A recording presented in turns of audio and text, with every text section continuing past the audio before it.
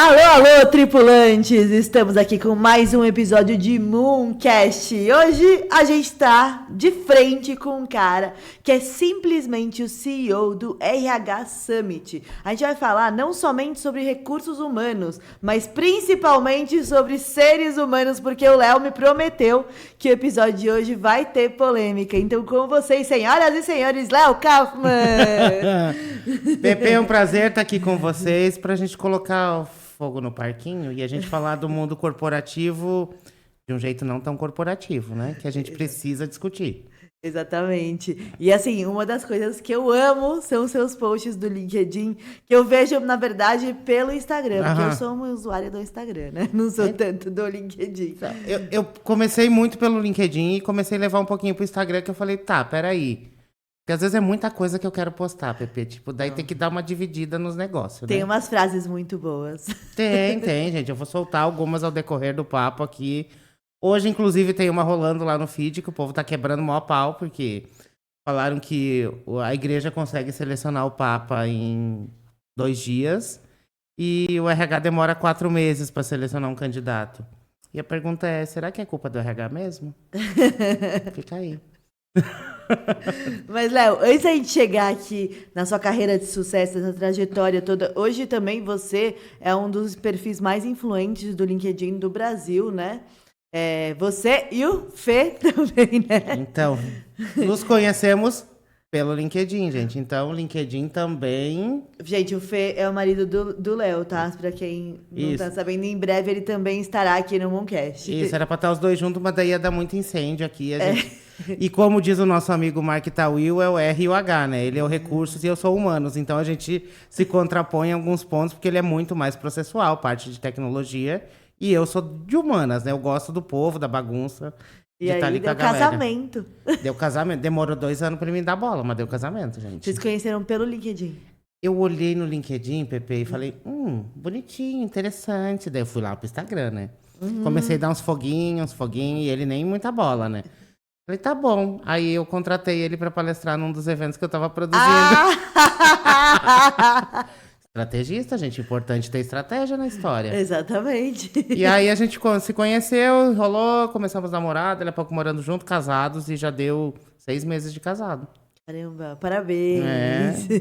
Com o auge, Pepe, de casar na minha cidade, uma cidade onde eu cresci ouvindo que a palavra lá não é nem o gay ou viado, é o puto. Que puto tinha que nascer morto. Caramba. Eu cresci ouvindo isso e eu me casei lá com os meus pais de testemunha e com a minha prima como celebrante. Então, acho que dei um plot twist na vida e a Terra plana capotou. Amei. Mas, Léo, voltando um pouquinho, vamos lá. Vamos voltar lá pra trás. Quando você tava no colégio, você já falava que você queria trabalhar com o quê? Gente, na época, como eu era criança viada do colégio, eu era muito mais quietinho do que eu sou hoje. Tinha muito medo de falar algumas coisas. Eu sonhava em ser médico, professor, aquelas coisas de criança. Nunca imaginei fazer o que eu faço hoje. E daí você foi pro RH direto? Como é que foi isso? Eu comecei minha carreira no Exército, Pepe. Eu passei 3 anos no Exército Brasileiro. O ano obrigatório, que todo mundo, quando chega nos seus 18, 19 anos, tem que ir. E eu lembro que na época eu falei, lascou, vou ter que ficar nisso daqui, alguém me ajuda. Acabei ficando. E aí percebi que ok. E aí foi, por incrível que pareça, o Exército que me salvou. Eu saí de uma cidade com 60 mil habitantes, onde eu olhava ao meu redor e não tinha ninguém como eu. E eu vou para uma cidade com 250 mil habitantes, onde já tinha muita gente como eu e que viviam suas vidas. Normalmente chegou ao ponto e falei, opa, eu não sou um alien, eu não sou alguém com algum problema, alguma doença. Então o Exército me ajudou nesse sentido e aí acabei ficando mais 2 anos por lá, porque era até uma carreira um tanto quanto confortável, porque era uma rotina um pouco parecida com funcionalismo público. Entrava às 8, saía às 5, tudo normal como a gente conhece de repartição pública. Mas eu lembro de uma célebre frase de um chefe meu, que ele falou, você é um ótimo profissional, mas você é um péssimo militar. Ou seja, aquele lugar não era pra mim. Mas o que você fazia no Exército? Eu era do setor de intendência, que é a parte administrativa do quartel. Ah, tá. Então, vamos lá, né? A gente notaram que tinha um ser diferente no meio da tropa e já mandaram para outro canto, né? Peraí. E aí, quando eu saí do quartel, fui para Florianópolis. Todo mundo falava, gente, morar em Floripa. Eu já morei lá também. Todo mundo quer morar em Floripa. Quem vem para Floripa tem emprego. Falei, vou lá. E aí lá eu trabalhei de garçom, trabalhei no call center, durante 8 anos no call center. Foi o povo que atormentava a vida, te ligava, PP, cartão de crédito, tudo aqui. Depois eu fui supervisionar esse povo, depois eu fui treinar esse povo. Até que chegou um ponto que eu já contei isso algumas vezes, que eu me percebi mentindo num treinamento. E foi onde eu decidi sair, e aí eu quis ir para o digital. Que é quando eu chego no Transformação Digital, que é a marca por trás do RH Summit, e onde se desenrola toda a história de onde a minha carreira alavancou. Primeiro, como um vendedor, e até ano passado eu ainda ocupava a cadeira de vendedor, vendendo patrocínio para evento, mas principalmente onde eu me apaixonei pelo RH Summit, onde virou meu filhotinho, que eu comprei brigas e mais brigas por causa dele. E hoje, para mim, é muito gostoso de olhar para a história do que ele se tornou como evento e no que ele se une ao meu propósito de vida, que é impactar a vida e a carreira das pessoas. Então, vem de alguns pedaços aí, mas o RH Summit é onde minha carreira fez a virada final mesmo. E onde o Léo se descobriu numa outra posição também. Nossa, porque assim, tem uma frase, né, que tem... Na internet tem vários lugares, então eu não sei quem que falou. Talvez Clarice Lispector, a gente não sabe. Mas... O povo também não procura, né? A galera pode falar qualquer autor aí. Mas Clarice Lispector disse que por trás do CNPJ existem vários CPFs. Existem. Lembra quando ela falou isso, né? Então, e quando a gente fala de RH, a gente está falando bastante sobre esses CPFs, né? A gente está falando sobre o primeiro contato do profissional com a empresa. E eu acredito que isso deveria ser muito mais valorizado do que é hoje, né? Quando a gente fala de cargos nas empresas, eu acho que pouquíssimo... O RH, ele é pouquíssimo citado quando a gente fala até do mundo universitário. Tá? Eu fiz direito na minha vida, não exerço, mas eu cursei direito e eu acho que na faculdade de direito eu nunca ouvi a palavra RH, tá? Nunca. A gente tem duas questões no mundo acadêmico, né? A gente tem faculdades... A maioria dos profissionais de RH hoje é oriundo de psicologia. Psicologia não tem cadeira de negócio, então a gente não aprende a falar de negócio como um todo, como área de RH. Nas outras cadeiras, direito, economia, a gente vai para... Não existe uma cadeira de gestão. Então, as pessoas também não aprendem a falar de gente. E aí eu vou atribuir como culpa, tem dois lados dessa história. Primeiro, as empresas que enxergam pessoas apenas como linha de custo e não como, peraí, minha empresa não funciona sem gente. Eu posso ter IA, posso ter o produto mais revolucionário, mas se não tiver um ser humaninho, nem que seja para configurar ou dar o prompt, não funciona. Do outro lado, a gente tem um RH que fala muito uma linguagem própria. Quando a gente fala, por exemplo, de turnover, que é a taxa de rotatividade de profissionais. A taxa de turnover está em 30%. Quanto isso custa? A gente não chega no ponto de falar, PP, tá 20% da taxa de turnover, está custando X mil reais por mês, X mil reais por ano. A gente não chega nesse ponto, porque por muito tempo no RH foi feio falar de dinheiro. É tipo o Voldemort no Harry Potter. Aquele que não devemos mencionar o nome. Então tem uns dois lados dessa história. Um gestor que também não enxerga. E aí, quando eu vou para um universo de RH de startup mesmo, é onde o RH está mais lascado mesmo. E segundo o Sebrae, 96% das nossas empresas são PMS.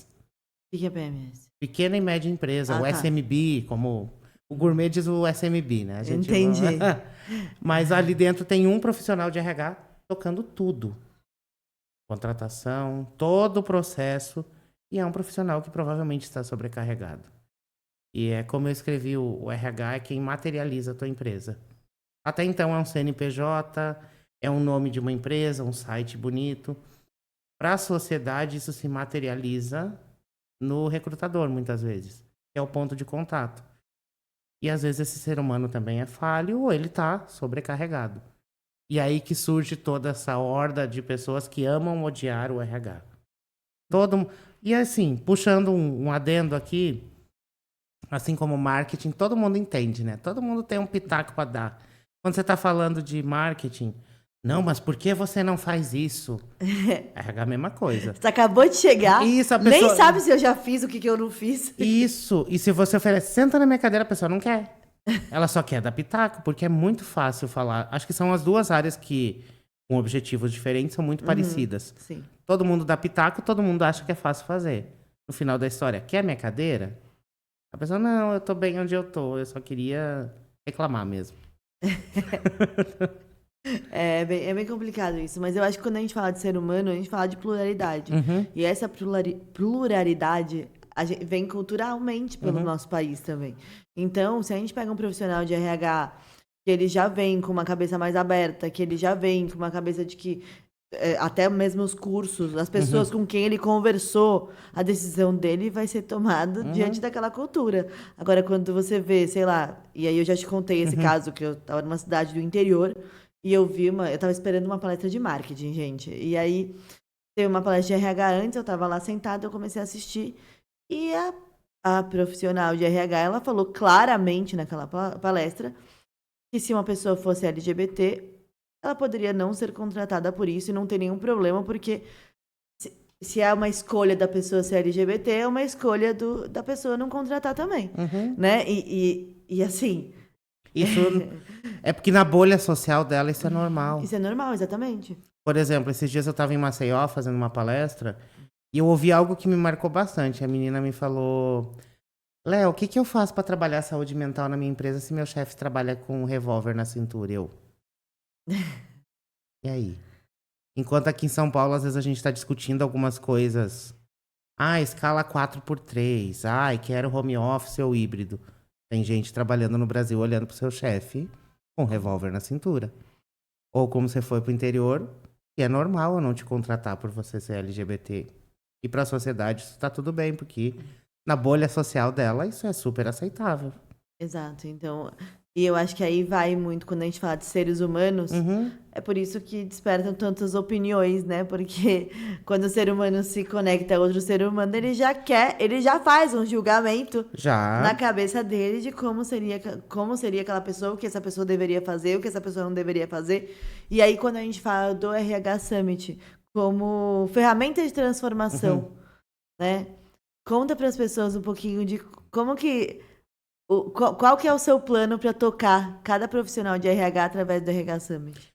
A primeira coisa, e tenho falado bastante, eu estou fazendo bastante alinhamento com o palestrante nos últimos dias, que eu estou cansado de ouvir futuro do RH, futuro do trabalho, RH 5.0, 6.0, RH ágil, qualquer nome buzzword que se dê para isso. Enquanto a gente tem um monte de problema acontecendo agora. Ah, eu quero automatizar, eu quero implementar IA. Tá, quantas pessoas você está recrutando por mês? 2. Precisa automatizar e IA nisso? Vamos, volta pro básico. Você consegue descrever a vaga? Você consegue julgar as coisas que estão acontecendo? Você está fazendo o básico bem feito? Então o RH Summit não é um ambiente inspiracional, motivacional, porque eu também estou cansado disso. Adianta eu fazer um evento motivacional que a PP sai de lá, agora eu vou fazer e acontecer. Chega no outro dia, ela não tem nenhum Excel para fazer uma planilha. Então ela precisa de conhecimento, de técnica, de ferramenta, não de motivação. Motivação é um band-aid que muita gente coloca para culpar a pessoa, inclusive, por aquilo. Você vai para um time de vendas, por exemplo, o time não está vendendo por quê? Porque está desmotivado. Às vezes o produto não presta, gente. Vamos lá, o produto ninguém quer comprar. Não é a motivação do time. É a liderança tóxica, que tá em alta se falar de liderança tóxica, mas tem o coleguinha que também é tóxico, gente, e aí? Então, eu construo toda a linha do RH Summit para ser um evento que fale do agora, do presente do trabalho. Eu fiz até uma analogia esses dias brincando com IA e Excel, né? Falei que a IA é um Excel anabolizado. Porque no Excel você tinha que reunir informações, saber fazer a fórmula. Se você errasse a fórmula, ele te dava um erro. A IA, você faz uma pergunta, que pode ser feita de qualquer jeito. Ela interpreta, te dá uma resposta que, se tiver faltando alguma informação, ela vai inventar para completar aquele buraco. Sim. Ou seja, o que está faltando hoje que eu vejo, e não só profissional de RH? A gente não tem o conhecimento para fazer a pergunta certa. Logo, eu também não tenho conhecimento para avaliar o que ela produziu. Ou seja, eu não... Você inventou uma resposta que Isso. supria naquele momento. Tapou um buraco, no final da história vão começar a acontecerem erros dentro das empresas, porque faltou essas duas partes. Vai ter que criar uma IA para conferir. Exatamente. É o que está faltando, e aí vem disso um pouco o tema do RH Summit desse ano. Eu estou juntando a inteligência humana, e que eu brinco que ficou esquecida nos últimos anos. Artificial, que a galera precisa entender que é uma ferramenta onde eu preciso da humana para usar. E é comportamental, que é como a gente se relaciona. Seja entre pares, entre líder e liderado, stakeholders, como que eu me relaciono? Isso tudo eu vou falar. Talentos, lideranças e estruturas. Eu quero debater muito em cima disso. E é o que eu tenho pedido para os palestrantes. Eu quero que você conte a sua jornada. Não precisa ser o final da história. Tá no começo? Me conta o que está acontecendo. Tá no meio? Errou? Deu ruim? Conta como é que você corrigiu. O que é de historinha bonita? Historinha bonita é de marketing. Agora eu vou te dar uma alfinetada. Historinha bonita, quem conta é o marketing, né? A gente precisa falar da vida real, porque é isso que acontece dentro das empresas. Sim, total. E aí, quando eu percebo que, na verdade, o maior erro de marketing de muitas pessoas é não saber lidar com as pessoas. Isso. E aí vai muito nisso que você falou, né? A pessoa, ela chega pra mim, às vezes, eu quero crescer no Instagram, mas então eu vou colocar uma automação. Aí eu vou olhar, tem... Quantas pessoas te respondem mensagem por dia? 3. Você não pode responder? Isso que é automação, ainda você tá chegando num patamar aqui. O primeiro patamar aqui, vou comprar seguidor. Eu preciso de números. Eu preciso de números. Preciso de métricas de vaidade. Exato. E aí, sabe o que eu percebo? Que muita gente tá esquecendo uma coisa que minha avó me ensinou e que eu acho que deveria ser o básico, que é, por favor, obrigada, com licença, né? As pessoas estão acostumadas a falar com inteligência artificial e não falam obrigado, não fala nada. Aí quando ela vem falar com você, ela te pede a informação e ela sai. E ela não... E aí, eu acho que isso vai acabar, inclusive, com a nossa mentalidade. Porque quando você não se... Eu tava vendo nesse final de semana um curso que eram as 7 coisas que faziam com que uma pessoa ficasse na sua empresa, por exemplo, né? E uma delas era reconhecimento, né? E é muito importante que a pessoa se sinta reconhecida. Inclusive, reconhecimento estava acima de valor financeiro, para você ter uma ideia na pesquisa. E aí, se a pessoa não te falar nenhuma obrigada, você vai se sentir desreconhecido todos os dias. Faz uns 3 anos que eu observo uma pesquisa, não vou lembrar do nome dela, mas no topo está a comunicação. Comunicação é o quê? A gente sentar e conversar, eu te mandar um e-mail, te mandar uma... É a forma que a informação gira dentro da sua empresa. E, cara, cada vez isso tá pior. É o WhatsApp que você quer que eu responda na hora, por mais que... Pra mim, o WhatsApp é secretária eletrônica. Isso, tipo, é na hora. Aí é isso, aquilo. Hoje de manhã mesmo eu tava olhando o Discord, que é o mensageiro interno que a gente usa, meu WhatsApp, minhas DMs, mais o meu e-mail. Eu falei, gente, não estou dando conta. Porque todo mundo quer a resposta para agora. Ou, simplesmente, eu leio algo no momento que eu estou com raiva, eu interpreto que a PP me mandou com raiva também. E aí começa todo um caos que a gente poderia evitar. E acho que, assim, com a IA, até semana passada eu vi um post que as pessoas estão preferindo conversar com a IA do que com os colegas. E aí? Que ponto que a gente vai chegar? Realmente. Não, é muito complicado. Mas aí eu vou puxar um pouco... Pra mim, quando a gente fala, por exemplo, de ter um marketing conversacional, que é o que mais gera vendas, inclusive. É você conseguir conversar com as pessoas, né? É você entender um pouquinho mais sobre as pessoas. Quando a gente fala um pouquinho sobre isso, a gente tá falando um pouquinho de presença. E uma das coisas que eu mais invisto na minha vida é mentalidade, é entender primeiro o interno, o autoconhecimento, pra depois a gente lidar com o externo. Tem um cara que eu gosto muito, e depois a gente vai falar de personalidade da internet, que eu sei que as suas opiniões são fortes, Mas tem um cara que eu gosto muito chamado Murilo Gun, você conhece? Gosto. Dele você gosta? Yes. Então... Quer dizer, não vi nada até pra desgostar até hoje, mas vamos lá. Mas o Murilo, ele fala um negócio que é muito... Ele ensinou pra filhinha dele, eu já falei em algum episódio aqui sobre isso, que ele ensinou pra filhinha dele que toda vez que você perde a presença, dá merda. Então a filhinha dele tava correndo e ela caiu e o joelho dela ralou e tava cheio de sangue. E aí ele olhou e pensou, ela vai chorar. E ela virou e falou, papai, perdi a presença. E quando a gente fala de um ambiente, de uma empresa, por exemplo, se uma pessoa perde a presença, isso pode significar um prejuízo financeiro enorme. Então...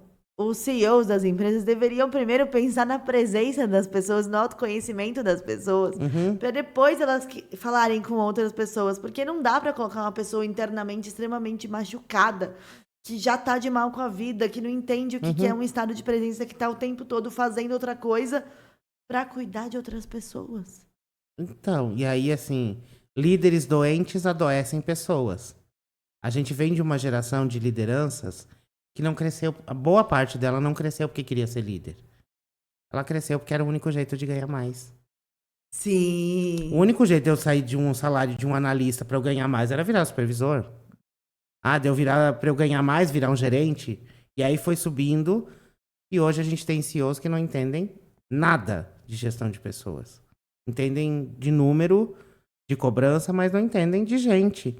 E vamos lá, gente, empresa não funciona sem gente. E nessa confusão de presença digital, por que o online hoje em dia sufoca tanto? Marca uma aula de inglês online. Eu duvido que você não abra outra aba e você não olhe o outro celular quando tá rodando aquela aula. Por quê? Porque a gente tem sempre a sensação de que estou perdendo alguma coisa. Não, peraí, alguém me mandou mensagem. É muito difícil. Exatamente esse momento que a gente tá gravando. A gente colocou o celular no modo avião. Quanta coisa tá acontecendo fora daqui? E será que a gente precisa estar ciente de tudo na mesma hora que tá acontecendo? Acho que tem um desespero de... E aí, quando eu falo de futuro do trabalho e futuro do RH, é um desejo imenso de prever o futuro. De dizer que fui o primeiro que falei aquilo. Tem uma pesquisa da Intel que eles voltaram 11 anos atrás. Numa pesquisa de futuro do trabalho deles para ver o que aconteceu.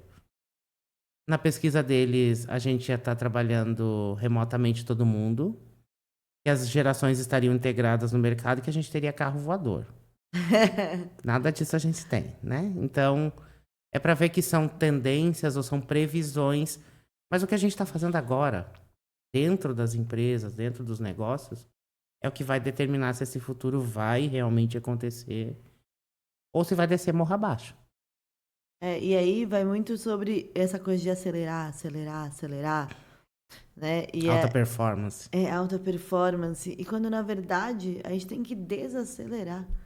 Uma das coisas que eu ponho como regra na minha vida, eu não acelero o áudio de WhatsApp. Nem vídeo de YouTube, eu não coloco no botão acelerar, porque senão minha cabeça vai achar que é normal. Eu sou daquele que, assim, o meu sonho é o dia que o WhatsApp lançar uma atualização que você configura ali assim, aceita receber o áudio? Não. Não. Que a pessoa assim, vou mandar um áudio que é mais fácil? Pra ela, pra mim, eu que me lasque com aquilo depois, né? Não, eu, como eu dou aula, normalmente eu tô, né? Eu não quero ouvir depois. Não dá tempo também de parar pra ouvir todos os áudios, então... E dá aquela sensação de ansiedade, tipo, você receber um áudio. Eu quero saber. Se te mandar um texto, você dá aquela espiadinha que já tá errado, que a gente deveria se concentrar na aula. E se é um áudio, você faz o quê? Agora tem aquela ferramenta que transcreve, que eu super uso ela. Mas não é tão boa ainda, né? Ainda ficam umas partes, ficam umas linhas. É que a minha lançou semana passada, o meu veio atrasado, eu acho. Não, já tem isso há tempo, é de uma empresa. Depois eu te mando qual que é. Ah, tá. Só que no caso, ela, como eu sou casado com mineiro, ela não entende muito bem mineiro, que mineiro come as palavras. Aqui, vocês, vão, nós. Tem que ter uma só pra mineiro. Tem que ter a mineira, tem que ter. tem que ter a ferramenta da transcrição mineira. Fica a dica aí para startups. Óbvio, o empreendedorismo brasileiro na veia. Em vez de criar alguma coisa para bebê reborn, cria alguma... Cria uma inteligência para entender mineiros. Exatamente. Complete as palavras. Exato. É mais ou menos assim, né? Mais ou menos. Tem um meme que até que eles fizeram Alexa Mineira, né? É Depois mesmo? eu te mando pra você ver. Não, eu adoro que você é muito inteirado dos memes, né? Felipe briga comigo. Ah, não sei o que. Eu falei, meu universo cultura, é esse. é Meu cultura. universo é esse, porque uma das coisas, Pepe, que sempre fui criticado é por ser essa pessoa divertida, bem-humorada, debochada. Eu já ouvi que nenhuma marca ia querer trabalhar comigo desse jeito, que ninguém ia me levar a sério. E eu falei, tá bom, mas é meu jeito. E cada vez tá ficando pior, né? Mas vamos lá. Eu fui soltando isso e acho que é isso que me conecta com as pessoas. Eu uso o humor como uma ferramenta para provocar.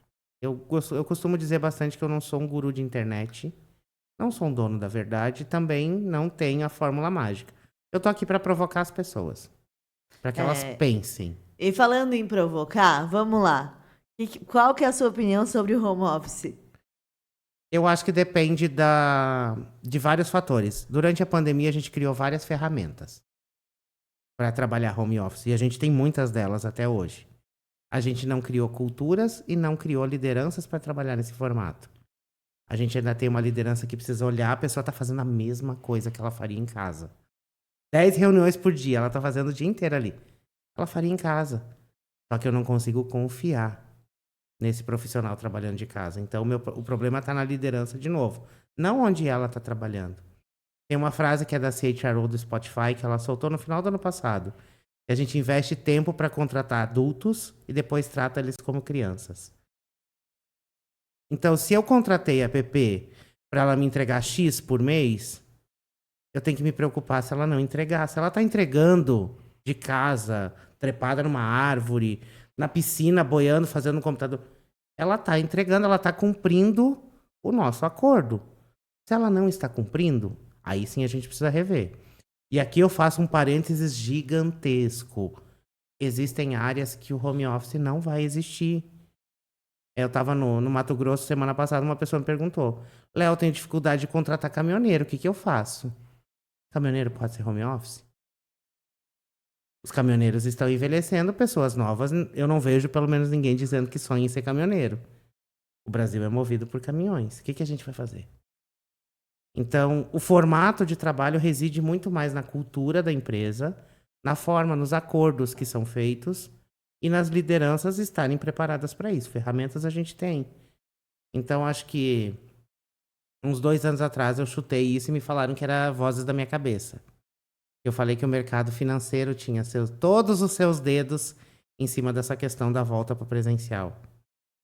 Há uns 2 meses atrás, a Bloomberg soltou exatamente esse conteúdo. O mercado financeiro quer a volta ao presencial, porque senão para quem que eles vão vender as lajes corporativas? Para quem que eles vão alugar? Como que os fundos onde boa parte dos investidores brasileiros depositaram suas economias ou seu dinheiro vai ter retorno se tiver tudo vazio? E aí existe o que eu brinco mesmo, a Faria Lima e o RH nunca vão ser amigos. Nossa, você tem que ver a peça, então, do Murilo Gun. Uhum. Não, tô falando sério, assim, de verdade. Você tem que assistir essa peça de teatro, chama Fé no Flow. E ele fala muito sobre essa questão da Faria Lima. Você vai dar bastante risada, de verdade. É como eu recebi um dia de uma empresa da Faria Lima, que a gente cita o bandido, mas não... Cita o crime, mas não o bandido.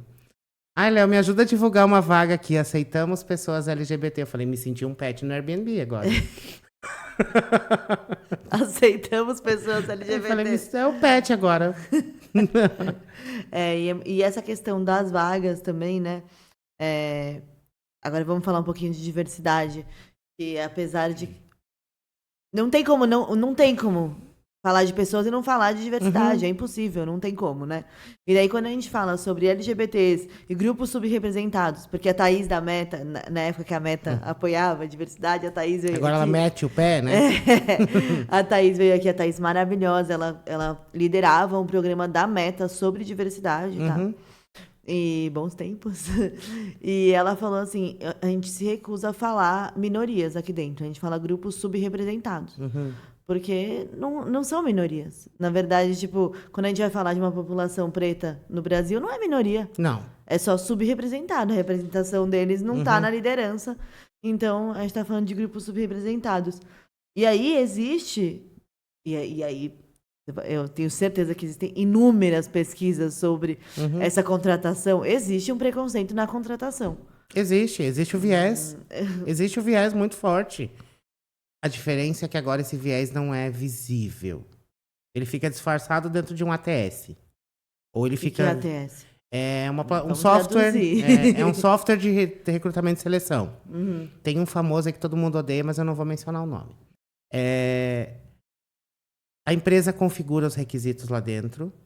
Beleza, essa questão de raça, etnia, não é para existir dentro dos filtros que são possíveis. Então, por exemplo, idade. Idade é uma coisa que o ATS já...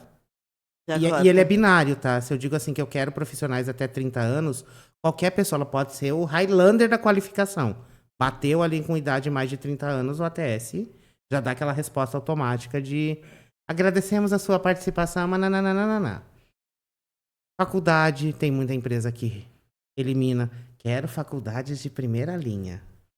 Como se quem estudou no EAD também não desse seus pulos para aprender, né? Então, pessoas pretas, pelo endereço, hoje em dia também tem. Por mais que as empresas neguem, e eu não estou fazendo fake news ou sensacionalismo aqui, as empresas vão negar, porque isso, claramente, se ela assumir, ela está, né, se dando um tiro no pé. Mas é filtro. Olha, por exemplo, a pessoa Paraisópolis, aqui em São Paulo. Será que vou? Não. Pô, corta. Então, tem sim esse viés, mas não diria que é um viés do RH. Sim. É a empresa que muitas vezes fala, não, esse aqui é muito velho. E como que é o processo como um todo? Vou abrir a vaga, eu sento com o gestor da vaga. Isso numa empresa um pouco já mais madura e maior. Qual que é o perfil que você quer? Beleza, ele começa, o gestor... E aí bate vários pontos, que, inclusive o salário, né? Que a gente brinca que era um gerente com salário de estagiário. Quem determina o valor dessa vaga não é o RH. Quem determina os requisitos não é o RH. É o financeiro, é o gestor daquela vaga, que ele tem um orçamento para lidar com aquela equipe, e dentro desse orçamento estão as pessoas. É ele que determina. Claro que tem RH que vai tentar contratar pelo menor valor possível. Aí já também vou puxar a orelha do povo. Então, no final da história, o RH fica ali como um consultor. Ele pode falar, não, peraí, esse valor não dá. Isso aqui não é legal de você fazer. No final da história, é o dono da empresa que decide. Mesma coisa quando a gente vai para a esfera de segurança psicológica, assédio e tudo mais. Você vai reportar, isso chega no RH, o RH leva para a diretoria. A diretoria fala assim, não, mas a PP bate 150% da meta por mês, eu não vou desligá-lo. O RH vai fazer o quê? Ele é um profissional igual você, sentado em outra cadeira, com outra responsabilidade, mas com as mesmas limitações. Mas voltando ao ponto de diversidade, e eu gosto bastante de bater num ponto que a galera entenda que parece que quando a gente fala de diversidade só falta brotar um arco-íris aqui na frente, os ursinhos carinhosos, tudo lindo, maravilhoso. Quando a pessoa entender que ela também é membro de um recorte. Tem um material que eu utilizo que se chama a Roda do Privilégio. Não sei se você conhece. Não conheço. Quanto mais próximo do centro você tá, mais privilegiado você é. Hétero, branco, cisgênero, nasceu em família rica, mora em lugar privilegiado. Vai afastando, daí vai entrando. Você é LGBT, você nasceu na periferia e vai afastando. São vários pontos, e isso eu abro numa palestra que eu falo assim, primeiro eu pergunto quem é membro. Normalmente LGBT, pessoa negra, levanta a mão.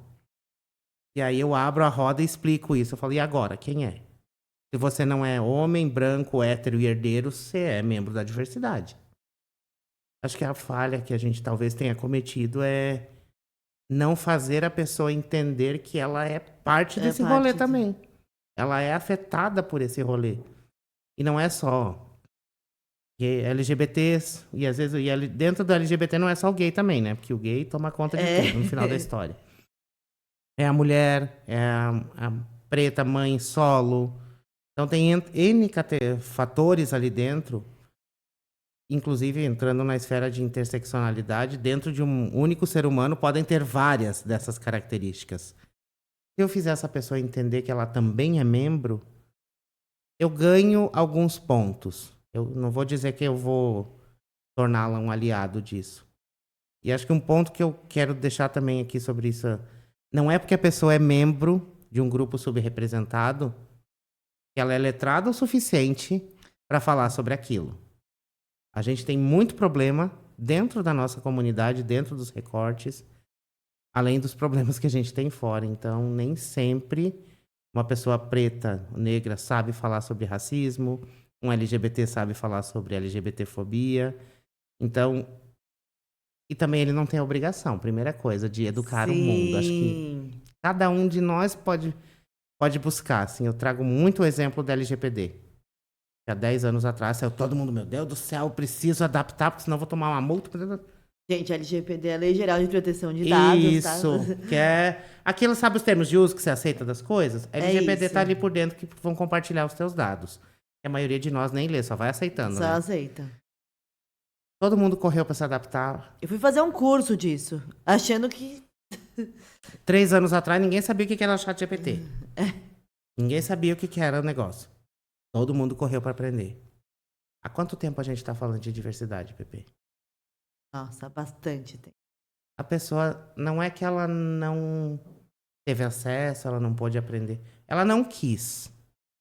Ela não quis. Então, aquela desculpa, eu não sabia. Tá aí o TikTok, que tem vídeo com dancinha e sem para você aprender sobre isso. YouTube, LinkedIn, Instagram, joga no Google. Tem N. Mas o que ele espera? Eu falo, Pepe, vamos que tem um treinamento de diversidade aqui na empresa hoje? Alguém tem que pegá-lo pela mão, a empresa tem que patrocinar essa ação, porque a pessoa não quis. E só para também não me alongar muito aqui, eu separo muito que, na minha visão, preconceito não é questão de ignorância. Para mim, o preconceito faz parte do caráter. A minha avó tem 89 anos, é analfabeta. Quando ela conheceu meu marido, ela falou, vem aqui, meu neto. Enquanto eu tenho gente com mestrado, doutorado, que acha que é uma escolha ser quem eu sou. A minha sogra, né, a mãe da Paloma, ela é do interior de uma cidade de 10 mil habitantes. Na verdade, ela mora num vilarejo perto dessa cidade, que só tem 200 habitantes. É bem roça mesmo. E quando ela me conheceu, ela me tratou super bem, abriu a porta pra mim na casa. Nunca teve nenhuma atitude preconceituosa com o nosso relacionamento. Absolutamente nada. Ela não teve nenhuma empresa que chama ela. E daí, quando a gente fala de empresas, a gente vê muito, né? Principalmente em junho, mês da diversidade. Agora a gente vai trabalhar, né? Agora todo mundo... E aí, a palestra da diversidade. E aí, eu já fui chamada para uma empresa, não vou falar o nome, para falar sobre diversidade, para um painel, né? E aí, eu achei que eles iam falar um pouco sobre o meu trabalho. E não, quer saber a dificuldade do LGBT. Qual que é a dificuldade que você teve? E aí parece que o LGBT, ele é sempre a pessoa que teve que superar a dor da família, que foi expulso de casa. Eu não fui expulso de casa, nada disso. Então, eu não tinha muito o que falar ali, né? E aí, eu fico pensando assim, ao invés da diversidade dentro das empresas empoderarem o LGBT, tipo, agora é seu destaque, eu quero que você fale com o profissional de sucesso que você é.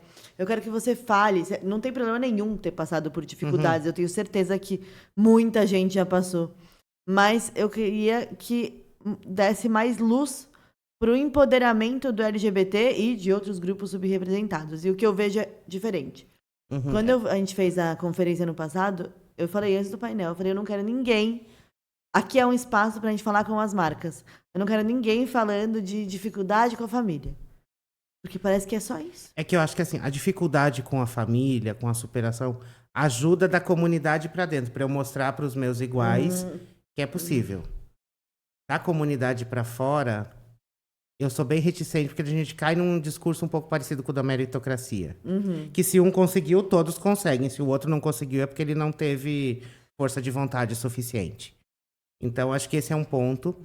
Tanto que para o RH Summit eu trago pessoas diversas para falar de outras coisas. É uma pessoa cadeirante, PCD, falando de dados. Ela tem uma carreira como profissional de dados. Não tem que ficar falando. Não faz sentido. Tipo assim, pra mim é muito mais potente que vejam essa pessoa no palco. Vou ter uma mulher trans, preta, periférica, mediando conteúdo no palco. Pra mim é muito mais poderoso que a sociedade veja, e que deveria ser normal essas pessoas estarem nesse lugar, do que ela contando toda a história de superação, como foi, tá. A gente não quer contar a nossa história no palco, a gente quer contar a nossa capacidade. O que a gente sabe fazer, o que a gente consegue Nosso fazer de impacto diferente. na sociedade, né? Isso, assim, nós somos profissionais tão capazes quanto qualquer outro. E é isso que tem que ser valorizado quando olham pra gente. Nosso recorte é uma parte da gente. Isso não define se a gente é um bom ou mau profissional, se é mais capaz ou não. A única coisa é que a gente acaba sendo mais criativo que os demais, porque a gente teve que dar nossos pulos durante a vida para fazer as coisas. Então, acho que eu diria, se houver uma diferença, tá nisso, assim, na criatividade que a gente teve que aprender e no jogo de cintura para se moldar conforme o ambiente que a gente tá. Porque, na verdade, a criatividade, ela vai muito da sua capacidade de solucionar problemas, né? E eu sempre, em todas as minhas aulas, eu falo, ó, quando você tem problema é bom. Porque o problema, na verdade, quanto mais problemas as pessoas têm, mais oportunidades de solucionar. Quanto mais oportunidades de solucionar, se você é a pessoa que oferece a solução, você tem o dinheiro na sua mão. Porque as pessoas, elas pagam por soluções. Se você está acostumado a dar soluções e não focar no problema, você tem mais chances aí de crescer na sua vida, né? Então, eu acredito que vai muito da pessoa, quanto que ela foca no problema e quanto que ela foca na solução. E isso vai despertar aí uma capacidade de criar algo novo aí em cima disso. Não, e acho que pro pessoal de RH eu diria assim, às vezes desce do pedestal. Eu trago um exemplo meu mesmo. O dia que eu e o Felipe fomos na Casa Florescer, aqui em São Paulo, que é uma casa de acolhimento para mulheres trans e travestis. A gente foi numa expectativa super de ensiná-las, não sei o que, de LinkedIn, não sei o que lá. Quando a gente chegou lá, nem acesso à internet direito elas conseguem ter um celular para fazer isso. Aí a gente falou, peraí, é outra coisa, é diferente do nosso mundo, então, de vez em quando vai lá e estoura a sua bolha. Visita um lugar diferente do que você convive. Você vai ver que tem outras realidades que podem te ajudar, primeiramente, a ser um ser humano melhor e, segundo, um profissional melhor por ter essa consciência que a gente teve também a partir desse momento. Olha que interessante. Eu acho que há uns 10 anos atrás, Léo, a gente fez uma ação com o LinkedIn e com a Casa 1, né? Que é um centro de acolhimento para LGBTs, né? E aí, o pessoal do LinkedIn falou assim, ó, eles iam doar uma quantia bem legal, inclusive, foram super parceiros. Só que eles falaram assim, a gente também quer ir lá e ensinar todo mundo que tá lá a como construir um currículo para uma empresa, para ser contratado, tudo. A primeira pergunta que eles fizeram, desmoronou tudo, porque a primeira pergunta foi, quando foi a última vez que você trabalhou? E as pessoas falaram assim, eu não sei, a única data que eu lembro é tipo, quando eu fui expulso de casa, ou quando me bateram ali. Eu não lembro se isso era maio, junho, julho, eu não lembro. Então já não tinha datas, né? Aí eles falaram, não, peraí.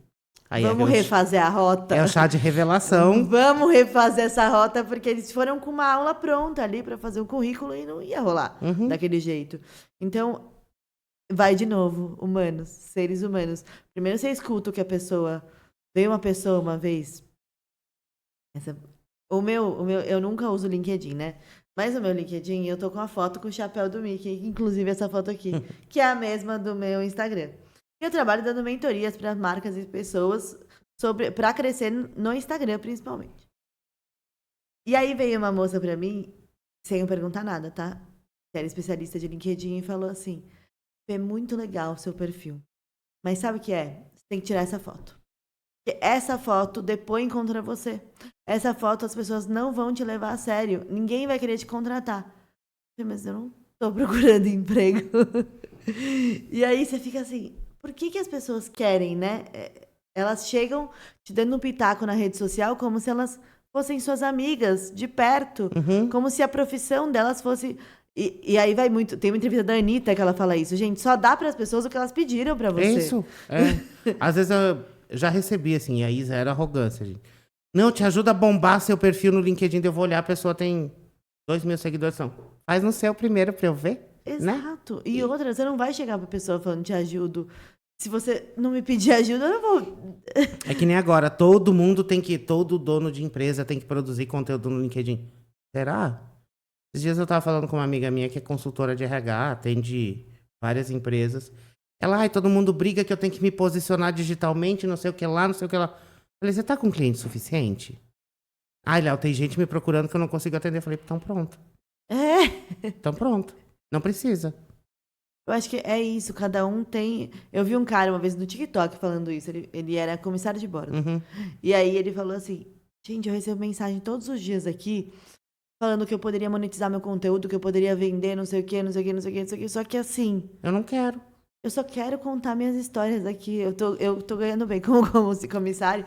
E aí, é muito isso, cada um tem uma visão, entendeu? Se E eu acho que é isso, acho que assim, Pepe, que se perdeu. Tem gente que tá, assim, acho que hoje se nascem influenciadores, que a pessoa quer contar as coisas, quer falar dos... Eu lembro uns 5 anos atrás, mais ou menos, uma amiga minha, matriculei meu filho num curso de youtuber. E eu... Amiga, volta aqui. Primeira coisa, deixa ele ser criança.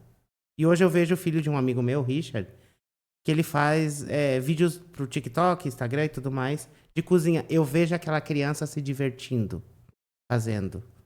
Não é na intenção de ser um influenciador, ele tá se divertindo. E aí isso conecta com as pessoas. Beleza, temos toda a estratégia do digital pra gente atrair, pra gerar negócio e tudo mais. Mas vamos tomar cuidado também para não perder que tudo que você faz naquele perfil tem que ser com o objetivo de conversão, de gerar negócio. Às vezes a pessoa quer saber quem é a PP, quem é a tua família, quer conhecer essa pouco pessoa. mais, exato. Uma das brigas que eu tenho é... Não, Léo, você devia separar um Instagram profissional de um pessoal. O meu feed é uma zona.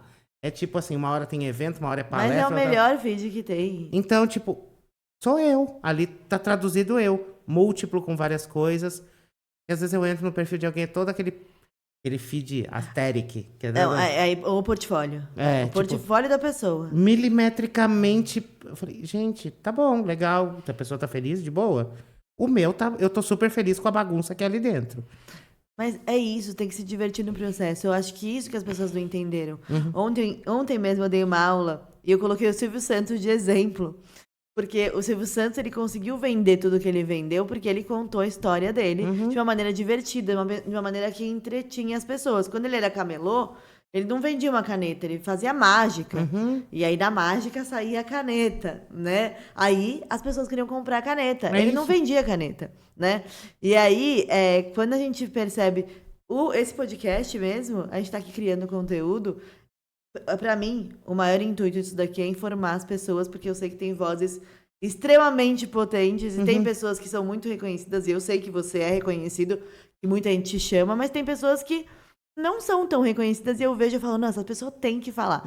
E aí eu me divirto aqui. Eu tô conversando, eu tô me divertindo. Pra mim é isso. A criação de conteúdo, a gente tem que se divertir no processo. É legal ter uma estratégia de venda? É legal ter conversão? É legal. Mas não é legal você apagar quem você é. Você tentar ser outra pessoa. Porque aí você não vai vender, né? A verdade vende, né? E se torna doloroso o processo pra você. Porque assim, eu tenho que gravar vídeo. Eu tenho que escrever um texto. Eu tenho. Hoje, assim, o meu processo é muito natural. Léo, você tem um calendário editorial? Não. Surgiu a ideia, deu a louca, viu alguma coisa legal no Instagram, levo pro LinkedIn, do LinkedIn levo pro Instagram. E ali eu me divirto com aquilo. Acho que o principal processo é que eu me divirto. E acho que a coisa mais legal que eu ouço é quando eu vou pra algum evento, alguma coisa. Você é igual na internet. Isso, assim, me traz um prazer gigantesco porque eu não sou um personagem. E isso chegou na pessoa. Então, eu consegui transparecer, seja por um texto, seja por um vídeo, por uma foto. A pessoa conectou. Então, pra mim, isso acho que... E é isso que a gente tá se perdendo hoje. A história, arquétipo disso, não sei o que lá, e não sei... tá formando uma maquininha de iguais. Todo mundo faz a mesma coisa e no final da história, às vezes você roda o feed, fala, cara, hoje só apareceu mais do mesmo, porque tá todo mundo fazendo a mesma coisa. Então, quem é você não é negociável. O pessoal às vezes vai demorar um pouquinho mais do que os demais, sendo você, mas é um resultado que dura. Não é uma coisa que gastei 1 milhão de anúncio, pronto, agora eu tenho 1 milhão de seguidores. Será que são seguidores ou só estão passando por ali? E assim, eu acho que isso vem muito de onde a gente tá se inspirando. Uhum. E aí eu vou entrar aqui no assunto que o pessoal espera, né? Eu vejo muito isso quando eu dou mentoria. Eu vou falar, ó, é legal você fazer um vídeo assim. Não, mas o fulano não faz. É legal você mostrar quem você é. Não, mas o fulano... Aí eu falo assim, mas o fulano, ele tem 10 milhões de seguidores. Ele tem 10 bilhões no bolso dele. E ele não precisa fazer um vídeo falando quem ele é, porque todo mundo conhece, porque ele isso. tá todo domingo na Globo. Uhum. Você, ninguém conhece. Então, você pode fazer um vídeo mostrando quem é você, por favor? A pessoa, ela quer se inspirar numa... Eu não vejo nenhum problema em se inspirar, mas ela quer modelar uma coisa que não dá pra ela. Não é a mesma coisa. São 2 pesos e 2 medidas diferentes, né? Uhum. E aí, tem muita coisa que a pessoa fala assim, não, mas eu admiro muito esse cara. Por que você admira? Não, você viu o tamanho da fortuna dele? Não, mas esse cara é o cara que trata mal mulheres, que tem falas preconceituosas, não sei o que, você admira por causa da fortuna. Uhum. Você nem sabe por que você admira. Porque, na verdade, admirar por um bem material não faz, né, tanto sentido. Então, como é que ele construiu essa fortuna? Como é que ele é? Como é que esse cara é? Ou essa mulher, enfim. Como é que ela é? E aí, vamos falar um pouquinho de personalidades. Eu vou fazer, tipo, um bate-bola rápido aqui, tá? Eu vou começar por uma que é, né, clássica. Elon Musk. Mimado, digamos assim. Mimado, acho que é o dono do mundo, mas até ele precisa de pessoas. Até ele precisa de pessoas, realmente. João Adib. Gosto de algumas falas dele, acho que tem trazido algumas provocações. Já usei cortes dele para falar de RH, porque é um CEO que precisou descer para o chão de fábrica para entender que o RH é importante. E você curte ele? Algumas coisas sim, outras não. Tá. Eu filtro algumas coisas. Beleza. Mark Zuckerberg? Nem a pau. Nem a pau. Pra mim, assim... A origem do Facebook... Vamos lá, gente. Zero hipocrisia aqui também. A gente usa Instagram e WhatsApp, que são dele, porque são cômodos pra gente. Uhum. Mas a origem do Facebook, a gente sabe que não foi uma rede social. Sim, total. Calma que eu tô pensando em outra pessoa aqui que... Quer falar alguém? Deixa eu ver, vamos lá. Quem tá... Virgínia! Ah, Virgínia! Isso pra mim é o suprassumo da... Vamos lá, ela e o Carlinhos Maia pra mim entram na mesma bolha. São pessoas que cresceram, têm milhões de seguidores, mas o que eles oferecem pros seguidores deles? Eles agregam alguma coisa pra sua vida? Beleza, a diversão é uma coisa, mas fora isso. Fazem publicidades duvidosas pra eu não citar, não entrar na esfera de uma delas. Entendi. Eu vi uma entrevista do Carlinhos Maia. Ele falou um negócio que até foi rebatido depois pelo Luciano Huck, que apareceu, né? Mas que ele falou assim, quando eu virei influenciador, eu não sabia que eu ia ter que ter formação em tantas coisas, né? Eu xoxei essa fala dele. Como assim? Iam querer saber minha opinião política, minha opinião de não sei o que. Gente, eu não sei. Eu simplesmente não sei. E eu acho que até aí tudo bem, ele pode até não saber. Ele Mas não sabia o que era um carro de luxo, ele foi aprender. Mas ele pode não saber, mas ele pode... Então, se ele não sabe, não fala. Ele não quis aprender, mesmo o ponto que a gente volta antes, ele não quis. E só se esconder atrás do eu não sabia... Sim, aí eu lembro que o Luciano Huck falou, não, mas você tem responsabilidade e tal, e que aí virou também meme sobre isso, né? Então, eu acho legal abrir esse diálogo. Eu acho muito legal abrir esse diálogo. Porque pensar... E aí vem da época das eleições. Na época das eleições, o que eu mais gostava era de conversar com pessoas que pensavam muito diferente de mim. Eu lembro que na época eu conversei com uma cliente nossa que a gente produziu um evento que era um pouco voltado a isso. Eu lembro que a gente bateu papo durante 1 hora, sem ataques. A gente conversou. É muito bom isso, né? Aí no final a gente falou assim, há quanto tempo a gente não senta e consegue conversar, sem eu achar que você é burra por acreditar nisso, sem você achar que eu sou burro por acreditar do outro lado. A gente sentou e conversou, tipo, tem pontos que a gente não concorda. Claro que existem extremos que a gente não vai concordar nunca.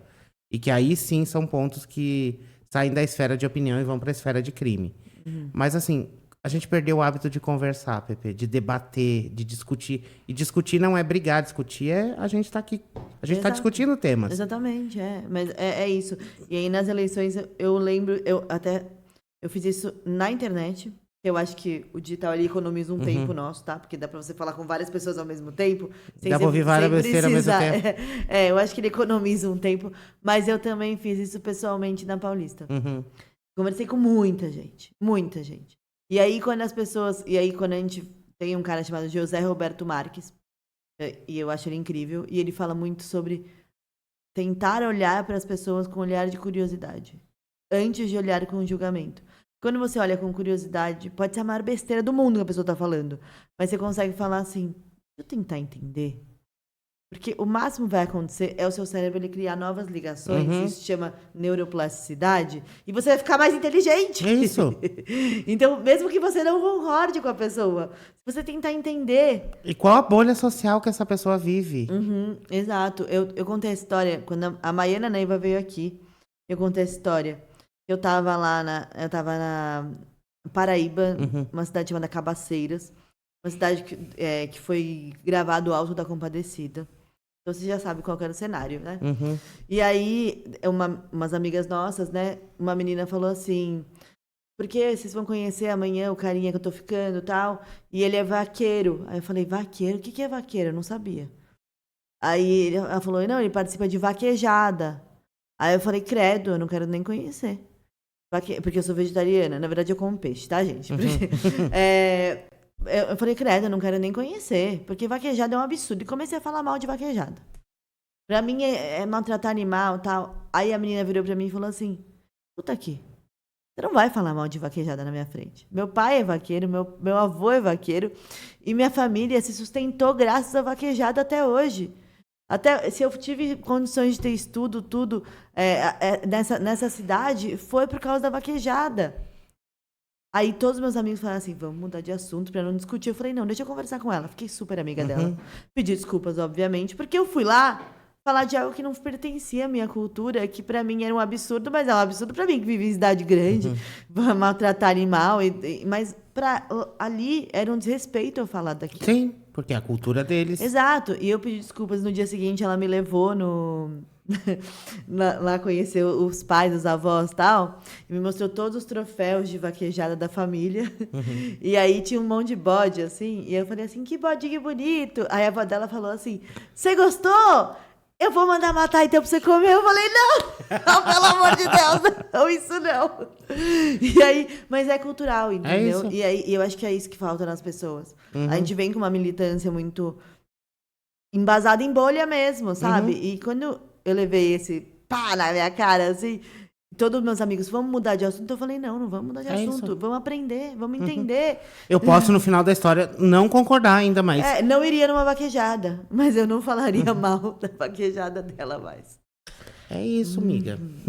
É muito sobre isso. E eu amo conversar com pessoas assim como você, que emitem a sua opinião, que tem uma opinião forte na internet, mas que tá lá para abrir espaço, porque até mesmo uma opinião contrária à de qualquer pessoa, ela está abrindo espaço para um debate, para uma discussão. E naquele post podem sair insights extremos. Eu tenho certeza que nos seus posts, cada conversa ali daria um podcast inteiro sobre as conversas, assim, né? E é isso que eu gosto, assim, acho que é fazer as pessoas pensarem. No momento que ela está comentando, pelo menos ela está... É um provocador. Ela está pensando, ela está ali... É o fogo no parquinho que eu quero colocar no negócio mesmo. É isso mesmo. A gente vai deixar suas redes sociais aqui. Mas antes de finalizar, eu quero que você me fale um CEO que você concorda plenamente com o que ele está fazendo, que você admira. É uma pessoa, ou uma CEO, enfim, é uma pessoa, uma personalidade. Eu acho que, assim, não me vem ninguém na cabeça, Pepe, porque eu precisaria conhecer primeiro o que a pessoa está falando. E eu gostaria muito de fazer um Undercover Boss. Que é entrar... Lembra aquele programa que o CEO entrava como um funcionário? Ai, nunca vi, mas que Tem legal. tem a versão americana, que, por exemplo, o cara entrou na Amazon como um funcionário, fizeram no Brasil no Fantástico. Para eu emitir essa opinião, eu precisaria ver o que ele está falando, o que está sendo divulgado, mas principalmente a vida do colaborador lá dentro. Porque em eras de internet, qualquer coisa pode ser dita e em dias isso vira verdade. Eu precisaria, para afirmar esse CEO, eu precisaria entrar dentro da empresa dele. Então vamos lá. Empresas, vamos mudar a pergunta. Empresas que você já trabalhou e você admira a posição dessas empresas no mercado.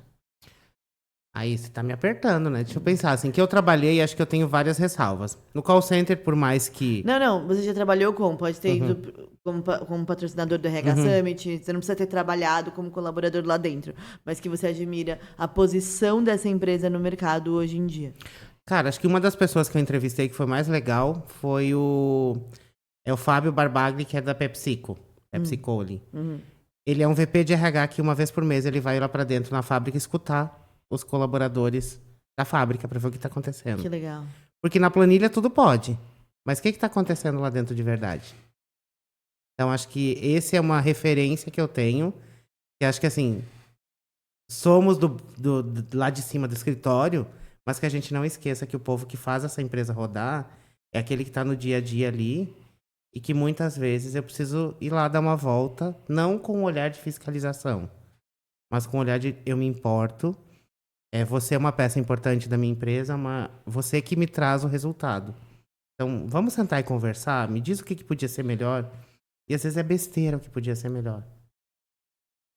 Total. E falando assim, em o que faz a máquina girar, quando a gente tá aqui nesse podcast, tem muita gente que tá nos bastidores, tem pessoas que estão apoiando a gente. Então, antes de finalizar, eu quero primeiro agradecer o pessoal da Atar Digital, que esse espaço de estúdio que a gente utiliza é aqui da Atar Digital, no Alto de Pinheiros. Se vocês quiserem um estúdio de podcast, venham aqui, conversem com a Mayara, que ela vai fazer algo bem legal para vocês. E também agradecer a nossa presença especial hoje, que na verdade ele começou com a gente, Danilo, da Rede Órbita.